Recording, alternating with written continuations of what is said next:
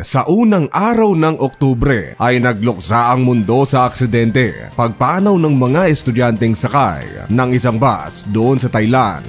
Dumaan ng 24 oras ay dito naman sa Pinas, ang nag-aalboroto noong Bulkang Taal ay nagtala ng pagsabog noong October 2, 2024, and this time, ang nakakagimbal na kwento, viral sa bang social media, ang pagbawi ng buhay ng mag-asawang online seller. Dito lang sa channel na kung ikaw ay may kaalaman, hindi ka malalamangan, and the story goes like this. Lerma Lulu o mas kilala sa online bilang Lerms Lulu at ang kanyang asawa na si Arvin Lulu ang mga taong pag-uusapan natin. Ang mag-asawa ay kilalang mga entrepreneur with over 22,000 followers sa business account nitong si Lerma, and scrolling. Looking at her business account body ay marami tayong makukuhang impormasyon sa maaaring dahilan sa kung bakit nangyari ang lahat ng ito. Dahil October 4, Biyernes noon, ng pagbabaril ang mag-asawa habang sakay ng kanilang pick-up truck sa Mexico, Pampanga. Base sa mga report at ika ng ina ni Arvin ay may kinatagpo umanong kliyente noon ang dalawa para sa kanilang online business. Pauwi na sana ang mag-anak nang matiktikan ng riding in tandem. Sa CCTV kung saan nangyari ang lahat, mauunang dumating ang riding in tandem. Bihasa ang dalawa body. Basang-basa na nila ang estado ng trapiko. Medyo makipot ang daan at itinaon din na may truck sa unahan na siyang mabagal dahil iniiwasan nito ang mga nakaparada. Sa mga panahong ito, habang nakatambay ang dalawa sa unahan ay ang kanilang target ay nasa bandang likuran. Nang makakuha ng tiyempo at nakitang naipit na sa traffic ang truck na minamaneho ng mag-asawa ay doon na sila naglakad papunta sa likod at harap-harapan. Habang maliwanag pa ang kalangitan ay pinaulanan sila ng bala. That also explains buddy kung bakit tila milagrong nakaligtas ang kanilang anak at pinsan na parehong nasa loob ng sasakyan. Malapitan nila kasi itong ginawa at hindi ng mga riding in tandem idinamay ang dalawa kundi ang mag-asawa lamang. Nang matapos nilang gawin ng krimen ay mapapansin natin na magkakaroon ng komosyon na siyang dahilan para ang ibang mga tao sa lugar ay tumakbo at iwasan ng dalawang kriminal.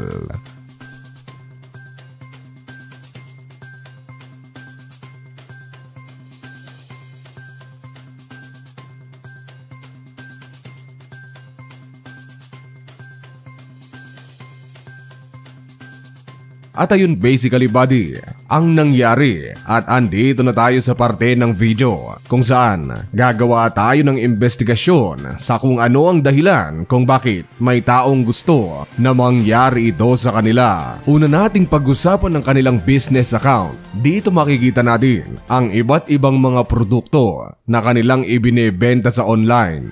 Merong para sa balat, buhok, feminine wash at kape. And all I can say is that the hustle is real. Iba't ibang mga produkto ang kanilang iminamarket dito sa online. Nakakapagod at napakahirap ngang i-itemize at isa-isang picturean ang mga produkto na ito. Para sa akin ay napakasipag kaya saludo ako sa mag-asawang ito. Pero sa mga post na ito ay may isang post noong October 2, 2024 ang talagang nakakapagtaka at siyang maaaring maging sagot sa kung saan nag-ugat ang lahat ng ito. October 2, 2024 nang i-post mismo sa business account ni Lerma ang mga katagang marunong magbayad ng utang equals mataas ang chance na maging successful. Hindi marunong magbayad ng utang equals hindi magiging successful. Medyo mahaba ang post niyang ito kaya kung gusto niyong basahin ay pakipost na lamang ang videong ito. Long story short ay ang tono ng post na ito buddy ay tila may tao siyang pinaparinggan. Nagrarant siya sa online patama sa kung sinong tao ang may utang sa kanya na hindi pa rin nakakapagbayad. Tapos sa dulo ay sinabi man niyang, "So, I highly suggest kung may utang ka, unti-untiin mo nang bayaran. Baka yan ang dahilan kung bakit hindi mo maabot ang true success mo." Now, let's pause for a moment, buddy, and take all of that information in. May tila kaaway siyang pinaparinggan na hindi pa nagbabayad ng utang. Ibig sabihin ba nun na kaya nangyari ang lahat ng ito sa kanila ay napikon sa post na ito ang may utang, kaya ipinatumba sila? Kung ako ang tatanungin ay hindi malayo, buddy, dahil October lang ito nangyari and October 4 nang tinambangan sila. At kung totoo man ay grabe na talaga ang panahon ngayon, ano? Ang may utang na ang nagagalit imbes na ang nagpautang.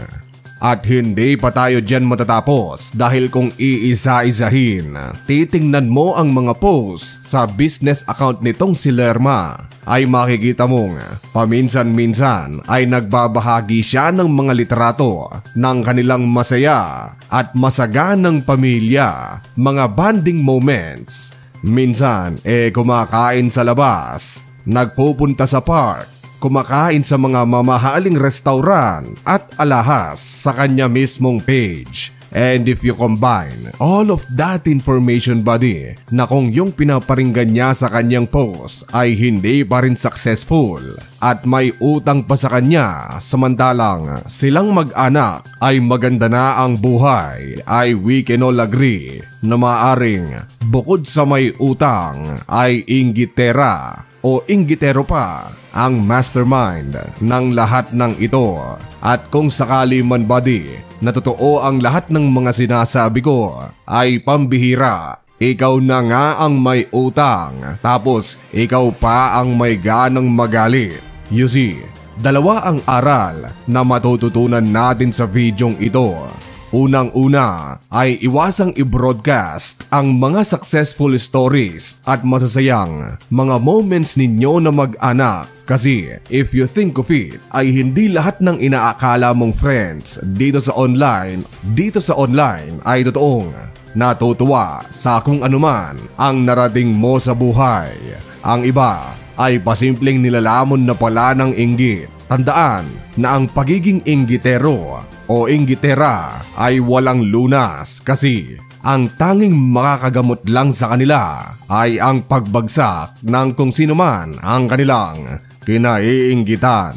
Keep it low key, guys, hindi lahat ay kailangang malaman ng madla. Ika nga the true happiness comes from within. Pangalawang lesson, buddy, ay ang pagpapautang. Pera man yan o produkto, tandaan natin na hindi tayo lending company para magpautang. Nagtatrabaho tayong lahat para sa ating pamilya at hindi para utangan ng iba.